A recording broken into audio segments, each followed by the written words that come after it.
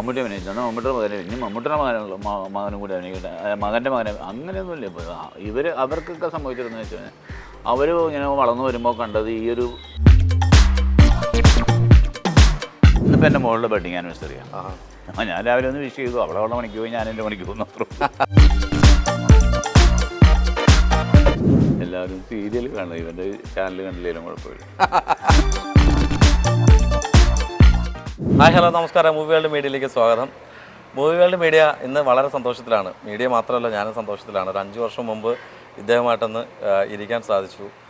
Legendary ആക്ടറാണ് എന്നോടൊപ്പം ഉള്ളത്. കാര്യം ഹൃദയം സീരിയലിലെ നല്ലൊരു കഥാപാത്രം ചെയ്യുന്ന ഒരു വ്യക്തിയാണ്. അത് മാത്രമല്ല, അത് പറഞ്ഞപ്പോൾ അദ്ദേഹം ചിരിക്കാണ് വരുന്നത്. അപ്പോൾ കൂടുതലായിട്ട് ഞാൻ ഒന്നും വലിച്ചു നീട്ടുന്നില്ല, നമുക്ക് സ്വാഗതം ചെയ്യാം. ഇബ്രാഹിംകുട്ടിക്ക് നമസ്കാരം. നമസ്കാരം. Legendary, thank you. അല്ല, അത് പറയേണ്ടതായിട്ട് കടമയുണ്ടായിരുന്നു, അതുകൊണ്ടാണ് പറഞ്ഞത്. ഈ നമ്മളൊരു 5-6 വർഷം മുമ്പാണ് തോന്നുന്നു നമ്മളൊരു 4-5 വർഷമായി. അന്ന് അല്ലിയാമ്പൽ എന്ന് പറഞ്ഞിട്ട് സീരിയലിന് വേണ്ടിയിട്ട് ഷിജു ചേട്ടൻ ഡയറക്റ്റ് ചെയ്തതിനകത്ത്. പക്ഷെ ഇപ്പം എനിക്ക് ചോദിക്കാൻ ഭയങ്കര ഭയമായിട്ടിരിക്കുന്ന അടുത്ത് ക്വസ്റ്റ്യങ്ങൾ ചോദിക്കാനായിട്ട്. എനിക്കറിയില്ല, എങ്ങുമില്ല, ഒരിക്കലും ഇല്ലാത്തതിൻ്റെ അത്ര ഒരു കുറേ നാൾ കൂടി ഞാനിപ്പോൾ ഒരു സീരിയൽ കമ്മിറ്റ് ചെയ്തു. ഇപ്പോൾ ഫ്ലവേഴ്സിലൊരു സീരിയൽ ചെയ്യാനുണ്ട്, പിന്നെ ഏഷ്യാനെറ്റിലൊരു സീരിയൽ വരാനുണ്ട്. അതാണ് സീരിയലുമായിട്ട് ബന്ധപ്പെട്ട് ഇപ്പോൾ ചെയ്യുന്നത്. അന്ന് നമ്മൾ കണ്ടതിന് ശേഷം പിന്നെ കുറച്ച് ബ്രേക്ക് എടുത്തായിരുന്നു. ബ്രേക്ക് എടുത്തത് വെച്ചാൽ ഈ പറഞ്ഞ പോലെ അങ്ങനെ ഒരു സമയം ഉണ്ടാവും എല്ലാവർക്കും. കുറച്ച് സമയം ആളുകൾ മാറി നിൽക്കും, അല്ലെങ്കിൽ മാറ്റി നിർത്തും.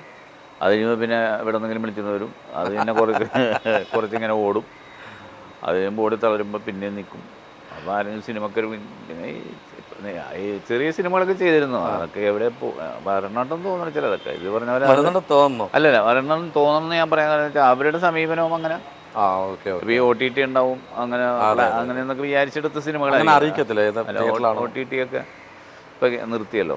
അവരൊന്നും അറിയിക്കത്തില്ല എങ്ങനെ പടം 1-2 ഞാൻ റിലീസൊക്കെ അറിഞ്ഞായിരുന്നു. പക്ഷെ നമ്മുടെ പരിസരത്തുള്ള തിയേറ്ററുകളൊന്നും ഉണ്ടായിരുന്നില്ല.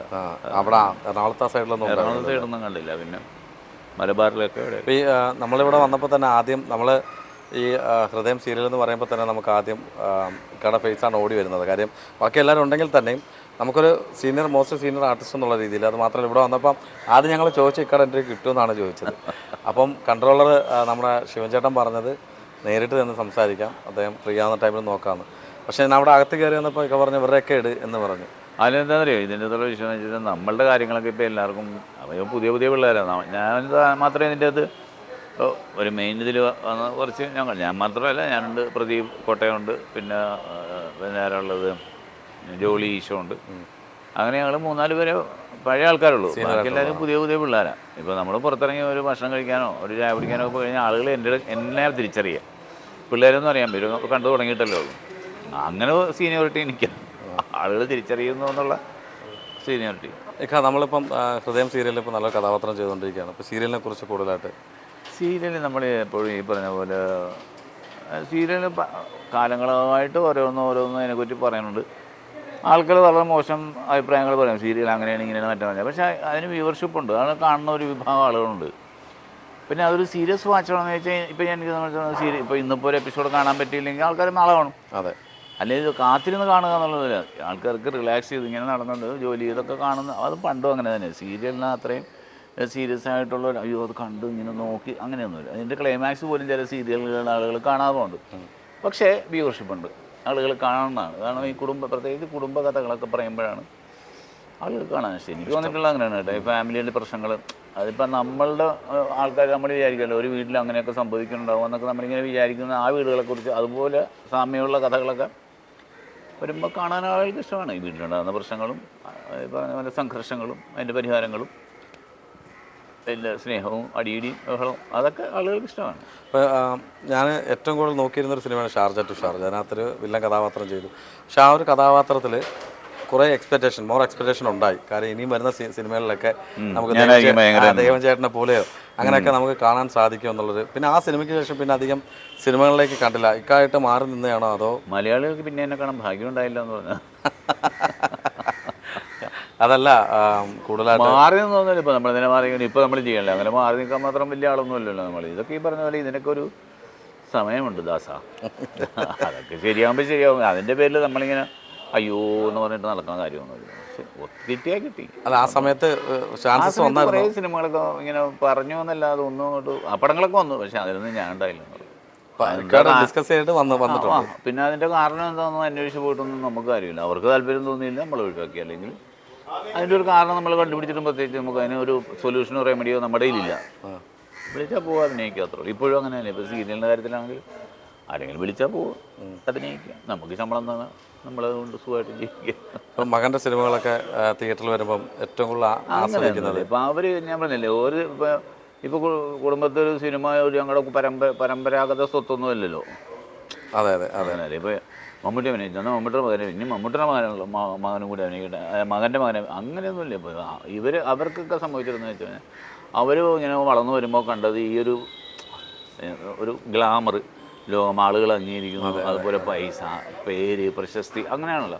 അപ്പോൾ സ്വാഭാവികമായിട്ടും അതിലേക്ക് അവർക്കൊരു ആകർഷണം തോന്നാണ് പിള്ളേരാകുമ്പോൾ. കാരണം അവർ ജനിച്ച് വീണത് സിനിമയുടെ ഒരു ലോകത്താണ്. സിനിമ ആണ് വീട്ടിൽ കണ്ടുകൊണ്ടിരിക്കുന്നത്. അപ്പോൾ അങ്ങനെ താല്പര്യം തോന്നിയതായിരിക്കാം. പിന്നെ അവരുടെയൊക്കെ ബ്ലഡിലുണ്ടാവില്ലേ. ഇപ്പോൾ എൻ്റെ മോനും ഏട്ടൻ്റെ മോനും എന്നൊക്കെ പറയുമ്പോൾ അങ്ങനെ ഒരു ഇതുണ്ടാകും. പിന്നെ അതങ്ങനെ ഒരു ഫാമിലിയുടെ ഒരു പിന്തുടർച്ച അവകാശമൊന്നും അല്ലല്ലോ.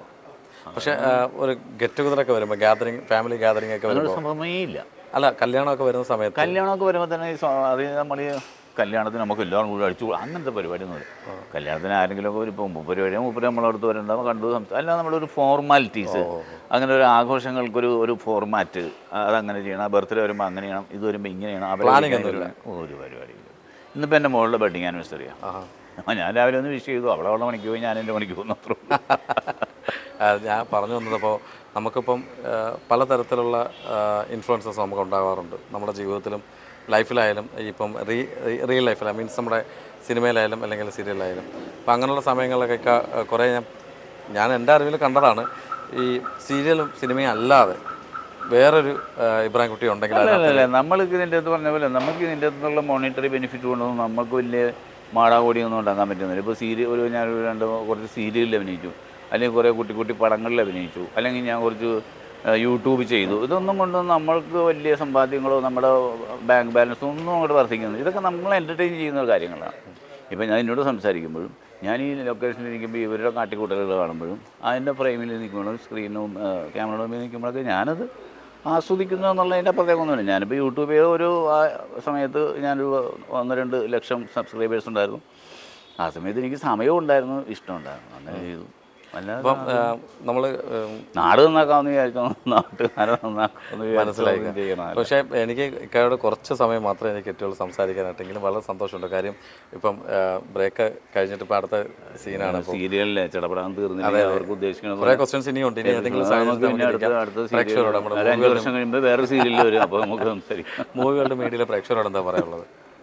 എല്ലാവരും സീരിയൽ കാണും, ഇവൻ്റെ ചാനൽ കണ്ടില്ലെങ്കിലും കുഴപ്പമില്ല. എൻ്റെ ചാനലല്ലത്, ഞാൻ ജോലി ചെയ്യുന്നൊരു ചാനലാണ്. അപ്പോൾ വളരെ സന്തോഷം. എല്ലാ സന്തോഷം. കാരണം ഈ വിഷ്വൽ മീഡിയ ഇതുപോലെയുള്ള പ്രൈവറ്റ് സ്വകാര്യ മുതലാളി കുത്തകകളിലേക്ക് പോകല്ലേ. അപ്പോൾ അവർ നടത്തുന്ന പോലെയാണ് കാര്യങ്ങൾ നടക്കുന്നത്. അതായത് നമുക്ക് സന്തോഷമാണ്. കാരണം ഓരോരുത്തർക്കും അവരുടെ ക്രിയേറ്റിവിറ്റി കാണിക്കാനും അവർക്ക് പറയാനുള്ള കാര്യങ്ങൾ പറയാനും ഒരു മീഡിയ, ഒരു പ്ലാറ്റ്ഫോം ഉണ്ടല്ലോ. ഇപ്പോൾ ഇത് അങ്ങനെ ഒരു വലിയ കാര്യമല്ലേ ഇപ്പോൾ ഇതിന്. തീർച്ചയായിട്ടും. മുമ്പൊക്കെ നമ്മൾ വിചാരിച്ചിട്ടുണ്ടാവും, അയ്യോ നമുക്ക് ഇവിടെ പോയിട്ടാണെന്ന് പറയുക എന്നൊരു പറയാനുള്ള സ്ഥലം ഉണ്ടായിരുന്നില്ല. പക്ഷേ ഇപ്പോൾ നമ്മളെ സംബന്ധിച്ചിടത്തോളം നമുക്കായിട്ടൊരു പ്ലാറ്റ്ഫോം ഉണ്ട്. അത് നമ്മുടെ സ്വന്തമാണ്, അത് നമുക്ക് ഇഷ്ടം പോലെ കൈകാര്യം ചെയ്യാം. പക്ഷെ അത് ജനദ്രോഹപരമാകാതെ പ്രയോജനപ്രദമാക്കുക. തീർച്ചയായിട്ടും അങ്ങനെ തന്നെ പോവുള്ളൂ. ഞങ്ങൾക്ക് എല്ലാവിധ ഭാവങ്ങളും നേരുന്നു. ഇപ്പം ഈ 2024 കുറച്ച് നല്ല കഥാപാത്രങ്ങൾ ഈ സിനിമയിലേക്ക് കിട്ടട്ടെ. ഷാർജ ടു ഷാർജയിൽ കൂടെ ബാക്ക് ടു സ്റ്റീൻ സിനിമയിലേക്ക് വരട്ടെ. ദുബായ് ടു ദുബായ് വന്നാൽ വളരെ സന്തോഷം. Thank you so much. Thank you.